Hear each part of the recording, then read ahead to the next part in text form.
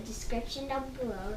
If you're my age, you're going to need parents to help you out with some stuff. Yeah, because you're going to be using hot grease and you don't want to get burned in the hot grease.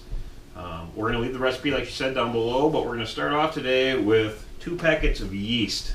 You can buy it in little packets. This is pre-measured out of a larger thing. If you're using a larger thing, you're going to use 2 1/4 teaspoons is what a packet is. So you're going to use 2 of those. So we're going to start with that in this bowl here. I also mix in a little bit of sugar with that. It's going to help. That's going to help make it rise. We're going to use a 1/4 cup of warm water, and it's really important that you get the temperature on the water correct.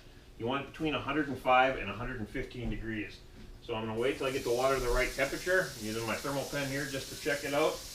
And once we get it to the right temperature, we'll add that water, and you're going to let that yeast sit for approximately, or that yeast and water mixture sit for approximately 5 minutes.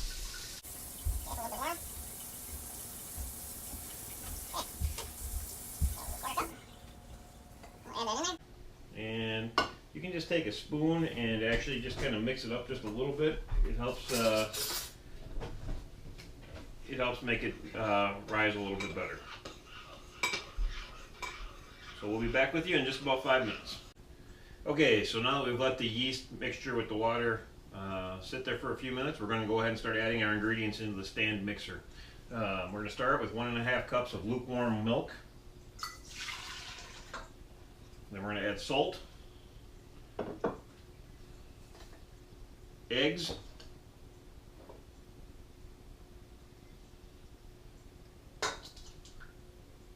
sugar,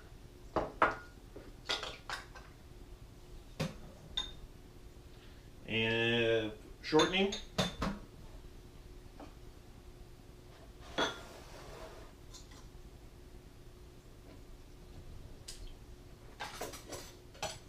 can be a little bit tricky to get out of there, so yeah, so maybe you want to use this knife.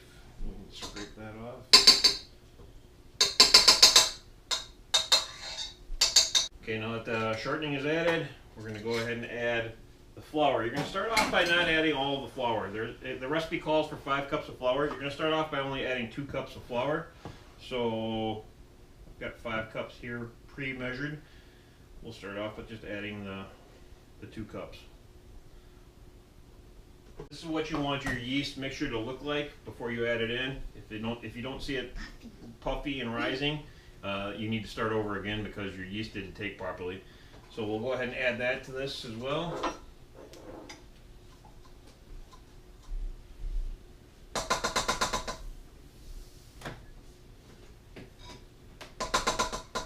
Okay, and then we're going to use the stand mixer's dough hook, and we will go ahead and put that on.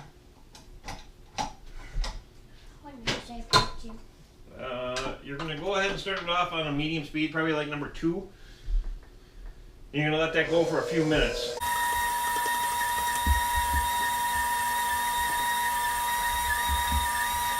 You start to hear it forming the ball as we're going here.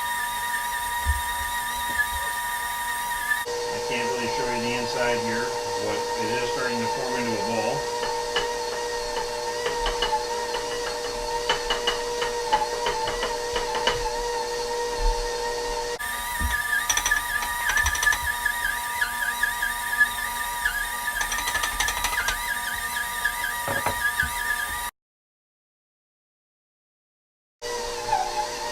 Okay, that's going to be pretty much the consistency we wanted. We still have about a 1/2 cup of flour left in there, so we didn't quite use 5. I'm actually going to add just a tad bit more. This will be still sticking just a little bit in the bottom.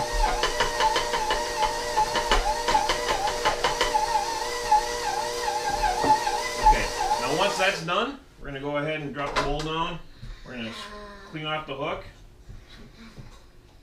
and I'll go ahead and remove this. Yeah, hold on one second. Then you're going to want to knead this for a few minutes. So you're going to want to start with a clean countertop, obviously. Add a little bit of flour so that the dough doesn't stick to it.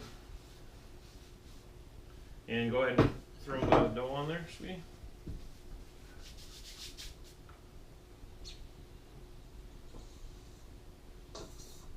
So you should end up with a dough ball like that. And actually, we got a little bit still stuck in here, not too much. Okay, then when you're kneading it, you're just going to want to kind of push down, fold over, push down, fold over, push down. You're just really trying to get it nice and kneaded. Madison will continue on doing that here. And after you're done kneading it, it's really important. Our oven has a warm or a proof setting on it. You can turn it onto that. You want to let it sit in a really dark, warm place. If you don't have that warm or proof setting on your oven, what I have done in the past is turn the oven on for a few minutes on our super low setting and then just turned it off once I had it nice and warm in there. You're going to let this sit covered in the bowl for approximately an hour until it doubles in size. And then we'll show you how to roll it out. So we will be right back with you. Okay, so after you've kneaded the dough for approximately 5 minutes, you're going to go ahead and put it into a bowl. I pre-sprayed this bowl with a little bit of Pam so it doesn't stick. I'm going to take the dough, just stick it in there. I'm going to cover it up, and I'm going to put it in the oven to rest. And like I said, it's going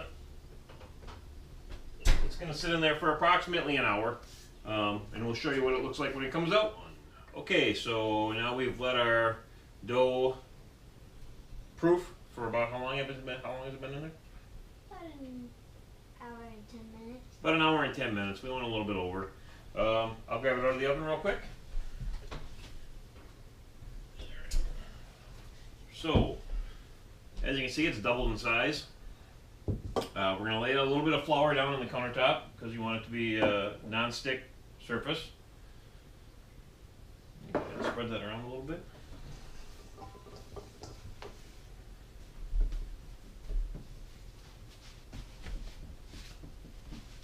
And I'm just going to kind of roll it in the flour just a little bit so it doesn't stick.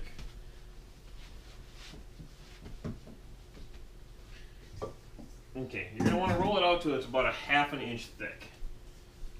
So we have a rolling pin here. We'll set it up in the middle.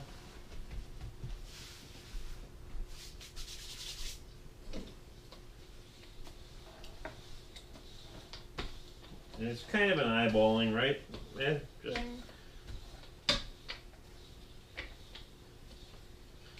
that looks about right. Okay, now we have a donut cutter. If you don't have a donut cutter, you can use a jar. Push down and then take like a pop top and push down from the middle. The donut cutter works really well. Okay, go ahead and cut one out. So what we generally do is we cut them out. You shall cut them out here for me. And pop the middle out. Sometimes that works, sometimes it doesn't. And we just set them on a cookie tray because we're going to let them rise again.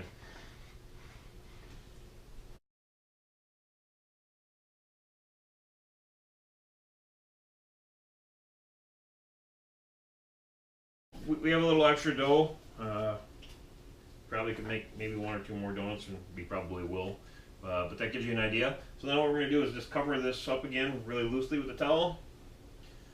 Put it back in the oven for probably about another 20 minutes. And I'll show you what they look like when we come out.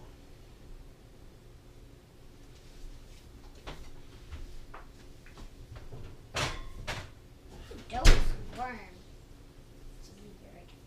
Okay, so while we're waiting for those donuts to rise, Madison's going to put together our glazed frosting for the donuts, which we'll be using in a little while. Starting off with 2 cups of powdered sugar, confectioner sugar, 4 tablespoons of baking chocolate, Cocoa. 2 teaspoons of vanilla, and a couple tablespoons of milk. So we're just going to start by sifting the flour and the sugar together to combine them.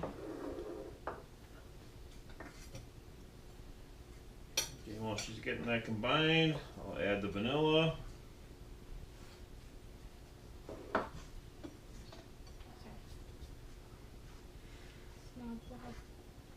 And then we're going to add the milk. And she'll mix that together and we'll show you what that looks like here in just a little bit. So she's taking a taste test. She says it is. Great. This is what it should end up looking like as far as consistency goes. It's kind of runny. We're going to dip the hot donuts in there when they come out.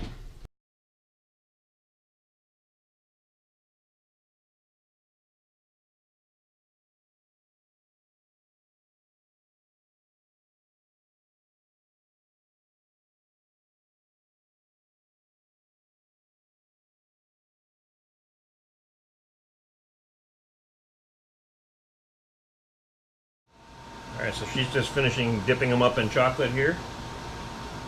We made a few donut balls as well.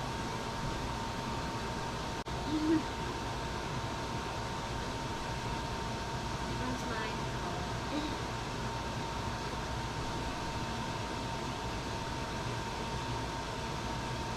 That's it. Alright. Now I read the best part, we can eat it. Adios.